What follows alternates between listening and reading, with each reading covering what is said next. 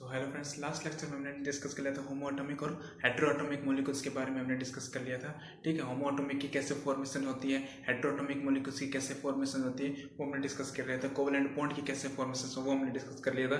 Covalency के बारे में हमने पूरा अच्छे से डिस्कस कर लिया था। ठीक है, तो हमने कोवेलेंट एक्चुअली में हमने पूरा कोवेलेंट बॉन्ड है वो अच्छे से पढ़ लिया कि भाई कोवेलेंट बॉन्ड की कैसे फॉर्मेशन होती है, होमो एटॉमिक में कोवेलेंट बॉन्ड की कैसे फॉर्मेशन होती है, हेटेरो एटॉमिक मॉलिक्यूल्स में कोवेलेंट बॉन्ड की कैसे फॉर्मेशन होती है। तो कोवेलेंट बॉन्ड्स हैं वो अच्छे से हमने डिस्कस कर लिया। ठीक है, कोवेलेंट बॉन्ड एक्चुअली क्या simply sharing of the electron से बनता है। तो उसमें कैटायंस और एनायंस की फॉर्मेशंस नहीं होती है। कैटायंस और एनायंस की फॉर्मेशंस कहां होती थी? हमारी आयनिक बॉन्ड में, जो हम थर्ड चैप्टर में पढ़ चुके थे, मेटल्स और नॉन मेटल के चैप्टर में पढ़ चुके थे। क्या कैटायंस और एनायंस की वहां पे फॉर्मेशन होती है, लेकिन यहाँ पे कार्बन के कंपाउंड्स में इस चैप्टर में हमें जो कोवेलेंट बॉन्ड की अगर हम बात करते हैं तो वहां पे कैटायंस और एनायंस की फॉर्मेशंस नहीं होती। वहां पे शेयरिंग ऑफ द इलेक्ट्रॉन से कोई बॉन्ड बनता है, उसे हम कोवेलेंट बॉन्ड बोलते हैं। ठीक है, तो आज हम properties of the covalent bond की बात करेंगे। ठीक है, नेक्स्ट टॉपिक डालो जी, क्या properties of covalent bond. Properties of covalent bond. ठीक है, कोवेलेंट बॉन्ड की क्या क्या प्रॉपर्टीज होती हैं? सबसे पहले प्रॉपर्टी आती है उसकी फिजिकल स्टेट के बारे में। ठीक है, फिजिकल स्टेट क्या होती है? ठीक है, तो फिजिकल स्टेट की अगर हम बात करें तो जितने भी कोवेलेंट मॉलिक्यूल्स लिखो भाई यहाँ पे, कोवेलेंट बॉन्ड नहीं, properties of the covalent compound, covalent compound. ठीक है, तो कोवेलेंट जितने भी हमारे कंपाउंड्स हैं, कोवेलेंट जितने भी हमने कंपाउंड देखे हैं, होमो एटॉमिक्स में, हेटेरो एटॉमिक्स में H2 का हमने बॉन्ड की फॉर्मेशन की थी, Cl2 की, O2 की, ठीक है, H2 की गई थी, NH3 की गई थी। जितने भी हमने कोवेलेंट बॉन्ड बनाए थे शेयरिंग ऑफ द इलेक्ट्रॉन से, तो उनकी सबसे पहले फिजिकल स्टेट आती है। तो जितने भी हमारे कोवेलेंट बॉन्ड्स होते हैं वो मोस्टली तो गैसेस स्टेट में एग्जिस्ट करते हैं। वैसे तीनों स्टेट में ही एग्जिस्ट करते हैं, सॉलिड में भी एग्जिस्ट कर सकता है, लिक्विड में भी एग्जिस्ट कर सकता है और गैसेस स्टेट में भी एग्जिस्ट कर सकता है। लेकिन मोस्टली आपके कोवेलेंट बॉन्ड, कोवेलेंट जो मॉलिक्यूल्स होते हैं, कोवेलेंट जो कंपाउंड्स होते हैं, वो आपके मोस्टली आपके किस स्टेट में एग्जिस्ट करते हैं? आपके गैसेस स्टेट में एग्जिस्ट करते हैं। ठीक है, तो कोवेलेंट कंपाउंड इसमें क्या लिखे हम? कोवेलेंट कंपाउंड क्या मोस्टली किसमें? Covalent compound mostly exist in gaseous state such as H2, Cl2, O2 etc. ठीक है, मोस्टली आपके गैस स्टेट में एग्जिस्ट करते हैं एंड सम ऑफ देम आपके लिक्विड में भी एग्जिस्ट करते हैं एंड कुछ जो कोवेलेंट कंपाउंड्स होते हैं वो some of them are in liquid state such as Br2 and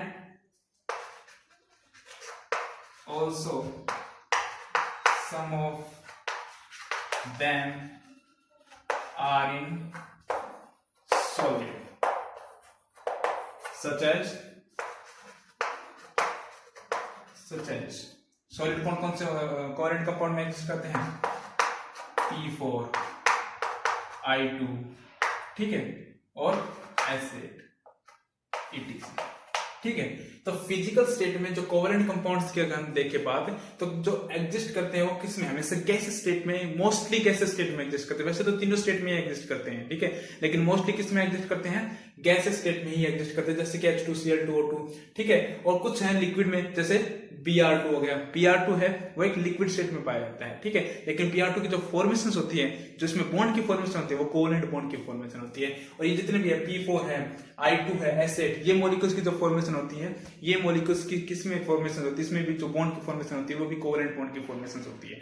ठीक है, तो फिजिकल अगर ये कोवेलेंट बॉन्ड की आपकी फिजिकल सेट पहली आपकी प्रॉपर्टी होगी। ठीक है, तो ये तो कोवेलेंट बॉन्ड की बात है। अगर हम आयनिक बॉन्ड की बात देखें तो आयनिक बॉन्ड है वो आपके किसमें एग्जिस्ट करते थे? सॉलिड स्टेट में ही एग्जिस्ट करते थे। ठीक है, आयनिक क्यों सॉलिड स्टेट में? क्योंकि वहां पे कैटायंस और एनायंस की फॉर्मेशन होती थी। पॉजिटिव और नेगेटिव की फॉर्मेशन होती थी, ठीक है, तो उसमें इलेक्ट्रोस्टैटिक फोर्स ऑफ अट्रैक्शन होता था, इसलिए वो सॉलिड स्टेट में एग्जिस्ट करते थे। लेकिन इसमें कोई आयंस की फॉर्मेशन होती है? नहीं होती। आपने जितने भी मॉलिक्यूल्स उसमें जितने भी मॉलिक्यूल्स देखे कोवेलेंट बॉन्ड के फॉर्मेशन में, उसमें कहीं भी पॉजिटिव नेगेटिव की फॉर्मेशन हुई नहीं हुई। कैटायंस और आयंस आया नहीं आया, तो कैटायंस और आयंस की फॉर्मेशन नहीं आएगी। शेयरिंग ऑफ इलेक्ट्रॉन से जो बॉन्ड बनेगा उस वो हमेशा आपका लगभग तीनों स्टेट में ही एग्जिस्ट करता है, ठीक है। सेकंड पॉइंट आता है आपका, सेकंड पॉइंट आता है melting point. Melting point and boiling point. Melting point and boiling point, इसमें क्या लिखोगे melting point and boiling point में? क्योंकि देखो melting point and boiling point में क्या होता है कि इनका मेल्टिंग पॉइंट और कोवेलेंट कंपाउंड जो होते हैं इनका मेल्टिंग पॉइंट बॉइलिंग पॉइंट क्या होता है, बहुत ही लो होता है। क्यों होता है? क्योंकि इसमें कोई आयंस प्रेजेंट नहीं है। अभी पता है, क्योंकि कोवेलेंट बॉन्ड की जब फॉर्मेशन होती है उसमें कोई भी आयंस प्रेजेंट नहीं होते, ना कैटायंस होता है ना एनायंस होता है। जब कैटायंस और एनायंस होंगे नहीं तो इलेक्ट्रोस्टैटिक फोर्स ऑफ अट्रैक्शन नहीं होगा। इलेक्ट्रोस्टैटिक फोर्स ऑफ अट्रैक्शन नहीं होगा तो उसमें इलेक्ट्रोस्टैटिक फोर्स ऑफ अट्रैक्शन नहीं होगा, तो मेल्टिंग पॉइंट और बॉइलिंग पॉइंट क्या होगा, बिल्कुल लो चला जाएगा, ठीक है। तो यहां पे क्या लिखेंगे, covalent compound, covalent compound have a very low melting and low melting and boiling point, because क्यों? क्योंकि इसमें कोई आयंस प्रेजेंट है ही नहीं, because there is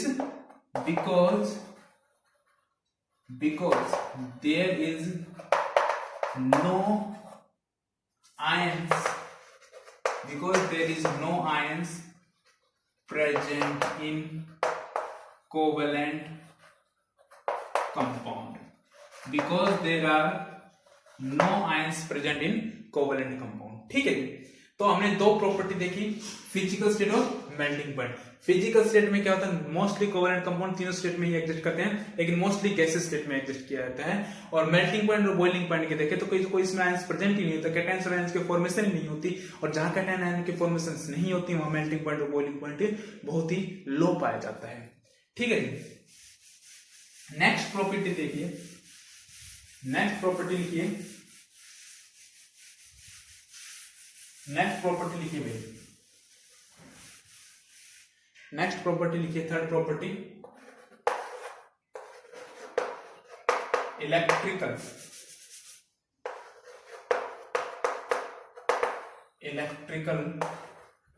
conductivity. Electrical conductivity, अब देखो कोवेलेंट कंपाउंड, देखो अब गुड कंडक्टर होंगे या फिर पुअर कंडक्टर होंगे, आप बताइए। कोवेलेंट देखो इलेक्ट्रिकल कंडक्टिविटी का मतलब क्या होता है, जब कंडक्टिविटी कब पास करती है, जब आयंस होते हैं, ठीक है। सेकंड चैप्टर में बताया था कि एसिड बेस संसार में जब भी आयंस की फॉर्मेशन होती है तभी इलेक्ट्रिसिटी क्या करती है, पास करती है। जब भी आपके पास बहुत से आयंस होंगे, बहुत से पॉजिटिव आयंस होंगे, बहुत से कैटायंस होंगे, बहुत से आपके पास अनायंस होंगे, तब आपकी इलेक्ट्रिसिटी क्या करती है, कंडक्ट करती है। लेकिन कोवेलेंट कंपाउंड है, उसमें कोई आयंस है नहीं है, कोई कैटायन है नहीं है, कोई एनायन है नहीं है, शेयरिंग ऑफ इलेक्ट्रॉन से बनता है, तो आयंस ही नहीं है, तो कंडक्टिविटी क्या होगी, पुअर होगी या फिर हाइयर होगी, पुअर होगी या फिर गुड कंडक्टर होंगे, ऑफ कोर्स पुअर होंगे, क्योंकि इसमें आयंस ही प्रेजेंट नहीं है, ठीक है। तो यहां पे क्या लिखेंगे, covalent compounds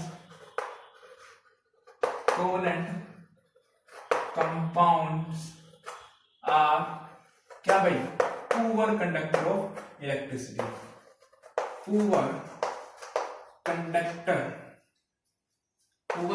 of electricity, poor conductor of electricity. Reason वही सेकंड पॉइंट वाला, because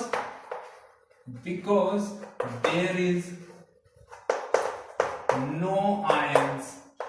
no ions, because there is no ions present in covalent compound,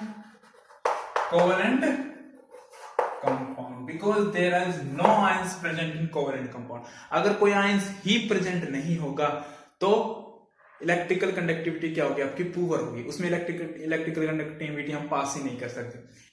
electrical conductivity कब पास की जाती है, जब आपके पास आयंस भरपूर मात्रा में हो, ठीक है। जब भी आपके पास आयंस हो, कैटायंस हो, अनायंस हो, तभी इलेक्ट्रिकल कंडक्टिविटी पास की जाती है, ठीक है जी। फोर्थ पॉइंट देखिए, इलेक्ट्रिकल कंडक्टिविटी हो गया। फोर्थ पॉइंट देखिए, nature of reaction.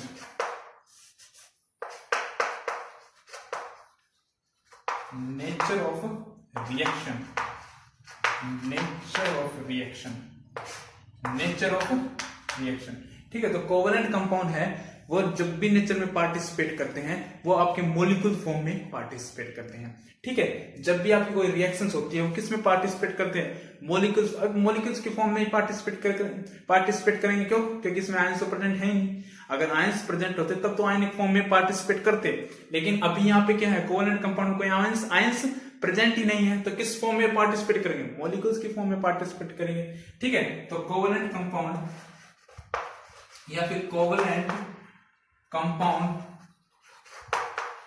Compound react in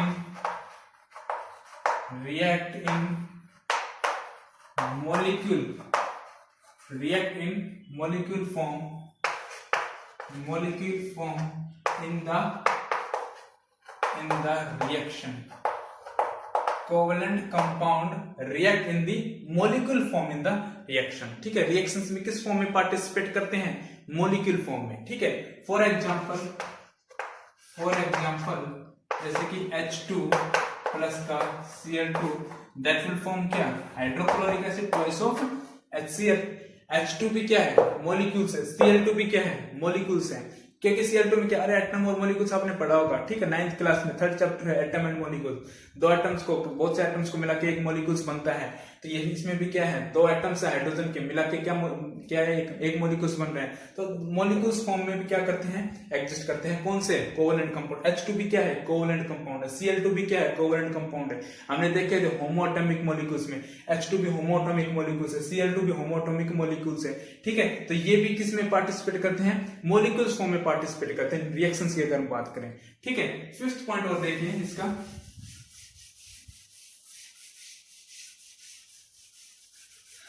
fifth point देखिए इसकी, ये क्या चल रही है हमारी, प्रॉपर्टीज ऑफ कोवेलेंट कंपाउंड चल रही है, ठीक है। फिफ्थ पॉइंट, लास्ट पॉइंट देखिए, सोल्युबिलिटी।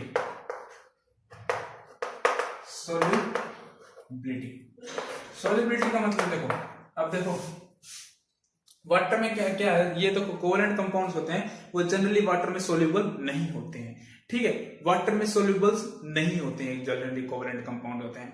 वही सिर्फ इसमें पूरी प्रॉपर्टीज में आयंस का ही क्या है, आयंस का ही महत्व है, ठीक है। अगर आयंस होंगे तो प्रॉपर्टी को शो करेंगे, अगर आयंस नहीं होंगे तो प्रॉपर्टी को शो नहीं करेंगे, ठीक है। देखो वाटर में जनरली, वाटर में क्यों सोल्यूबल्स नहीं, वाटर में जनरली क्यों सोल्यूबल नहीं, क्योंकि देखो पहले तो समझो फिर उसके बाद लिखना, देखो समझो पहले वाटर में क्यों सोल्यूबल्स नहीं है, क्योंकि वाटर का फॉर्मूला क्या होता है, H2O है, ठीक है। वाटर का फॉर्मूला क्या है, H2 है। इसमें कौन कौन से कैटायंस और कौन कौन से आयंस बनेंगे भाई, H पॉजिटिव और OH नेगेटिव कैटायंस और आयंस बनते हैं, ठीक है। वाटर में H पॉजिटिव और OH नेगेटिव कैटायंस और आयंस बनेंगे, तो इसमें भी वही मॉलिक्यूल सोल्यूबल होंगे, वाटर में भी वही मॉलिक्यूल सोल्यूबल होंगे जो अपने खुद के कैटायंस और आयंस बनाए, जो अपने खुद के कैटायंस और आयंस बनाए वही वाटर में सोल्यूबल्स होंगे, ठीक है। जैसे मान लो NaCl है, NaCl जैसे मान लो आपका क्या है, NaCl में Na positive plus Cl negative है, Na पॉजिटिव और Cl नेगेटिव है, तो ये कैटायंस और आयंस बनाता है,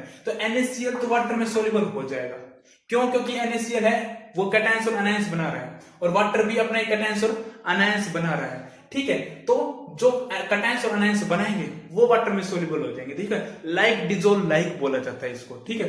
तो जो मतलब जो जैसा बिहेव करता है वैसा खुद को भी बिहेव करना होगा, ठीक है। अगर वाटर कैटायंस और आयंस का बिहेव कर रहा है तो खुद के भी कैटायंस और आयंस होंगे, तभी वो वाटर में सोल्यूबल्स होंगे। अब देखो, अब कोवेलेंट मॉलिक्यूल्स हम पढ़ रहे हैं, कोवेलेंट कंपाउंड्स पढ़ रहे हैं, तो कोवेलेंट कंपाउंड्स में आयंस बनते हैं, नहीं बनते। कोवेलेंट कंपाउंड्स में आयंस बनते हैं, नहीं बनते ना। तो कोवेलेंट कंपाउंड्स में अगर आयंस नहीं बनेंगे तो इसमें वाटर में सोल्यूबल हो पाएंगे, नहीं हो पाएंगे। इसलिए कोवेलेंट कंपाउंड्स, जितने भी कोवेलेंट कंपाउंड्स होते हैं वो वाटर में सोल्यूबल नहीं होते। समझ गए वाटर में सोल्यूबल क्यों नहीं होते, लिखो कोवेलेंट कंपाउंड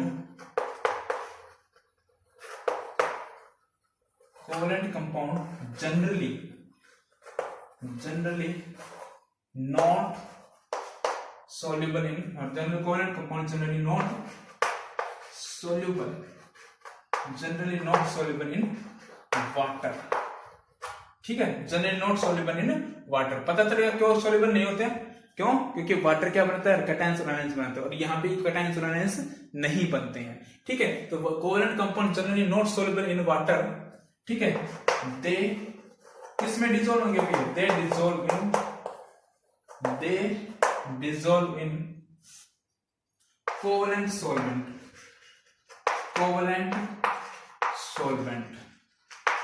लाइक कौन से, CCl4, benzene, C6H6 etc, C6H6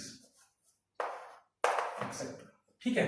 तो कोवेलेंट कंपाउंड्स वो वाटर में सोल्यूबल नहीं होते, क्यों? क्योंकि वो आयंस नहीं बनाते, इसलिए वो सोल्यूबल नहीं होते। इसलिए वो किस में सोल्यूबल्स होंगे, वो ऐसे सोलवेंट में सोल्यूबल्स होंगे जो आयंस नहीं बनाते हो, ठीक है। और अगर ये आयंस बनाते होते तो वाटर में सोल्यूबल हो जाते हैं, ठीक है। इसलिए कोवेलेंट कंपाउंड्स आयंस नहीं बनाते हैं, इसलिए जनरली वाटर में सोल्यूबल नहीं होते, ठीक है। तो हमने आज 5 प्रॉपर्टी पढ़ी किसकी, कोवेलेंट कंपाउंड की। पहली physical state, mostly gases state, तीनों स्टेट में एग्जिस्ट करते हैं, मोस्टली गैसेज स्टेट में एग्जिस्ट करते हैं, ठीक है।